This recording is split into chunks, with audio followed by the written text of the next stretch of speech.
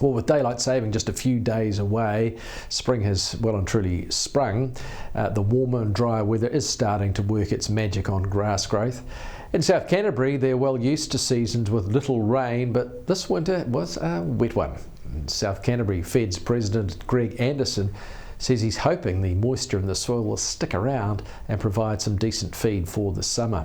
Greg joins me now on the Roundup Zoom.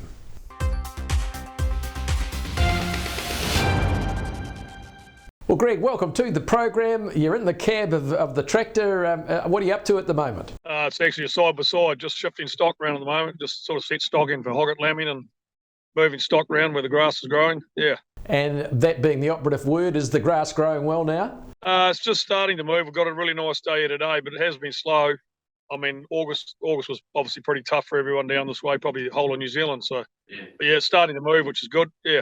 So tell us about the winter. You know, you're probably pleased to see the end of it.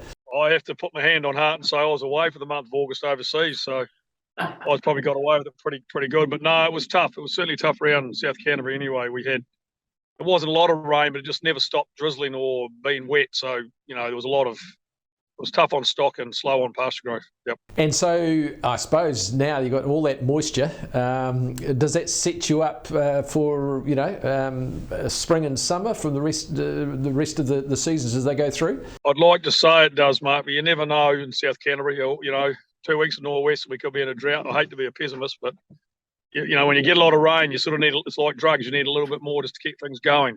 But you can dry it and top pretty quick. But at the moment, we're looking good, yeah. I think, touch wood, it's going to be a great season. Yeah, well, that's great, isn't it?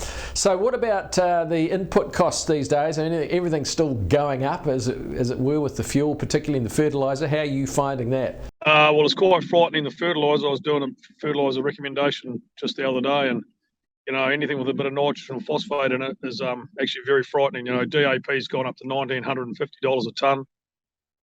So and a lot of that DAP is used in putting in winter feed crops, so farmers are going to get a few shocks when they go to sow their paddocks down for winter feed, but we'll work our way through it. Luckily, we've got good prices on the other side, but it certainly takes a lot of cream off the top of the milk. So can you compare that to, say, last year, that $1,950 a tonne for the DAP? The DAP last year, I think, was $915, so it's gone up nearly $1,000. Urea was $500 to $600. Now it's, what did I read the other day? I think it's $1,350 or something. It might be more than that.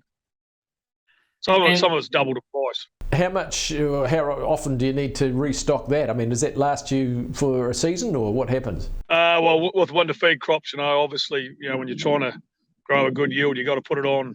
If you want a good yield with your winter feed crop, you've got to put it on.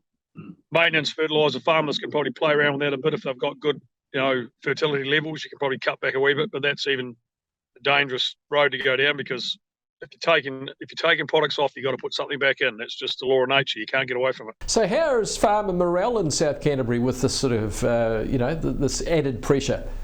Farmers, as I've said to you many a time, are pretty resilient, and you box on. And, you know, we work in a great industry, and I just think you can't get too negative about things. I mean, the whole country's struggling with inflation. It was interesting. I was in Europe the last month, and over there, the winter heating costs in the UK are going from £1,850 to £3,500 this winter. So, you know, it's not just the farming industry that's got problems. It's a worldwide problem of inflation at the moment. I mean, that's scary. And of course, they're heading into winter, so it's going to be a real challenge, isn't it, for them this particular winter? Yeah, tough, especially for pensioners and people on fixed incomes. You know, you get a jump like that, it's really tough, yeah. So you've got, the commodity prices are okay. What about prospects, do you think? I think this season's looking good. I mean, as I said, you know, I was in Europe, and the harvest's going to be back over there because they're dry over there. So I'm on the arable side. I think that's going to stay strong. There's still demand for meat products and milk products, so that looks good. You know, and even venison's starting to pick up. Wool's the strong wool's still a bugbear, but fine wool, the sales I've been seeing have been selling well. So I think all the prospects look good for this season.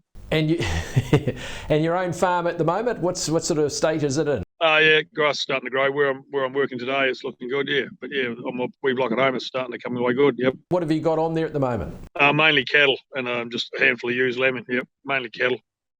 they've come to the winter pretty good, which is pleasing. And had no issues, or the issues with getting them to the processes, have they sort of eased up a bit? No, it's all pretty good. Yeah, I was actually talking to a guy in town yesterday, and he works at Smithfield, and he was saying that things are starting to ease up. They've had the bobby calf kill, but it's buttoned off, so he said there's plenty of space.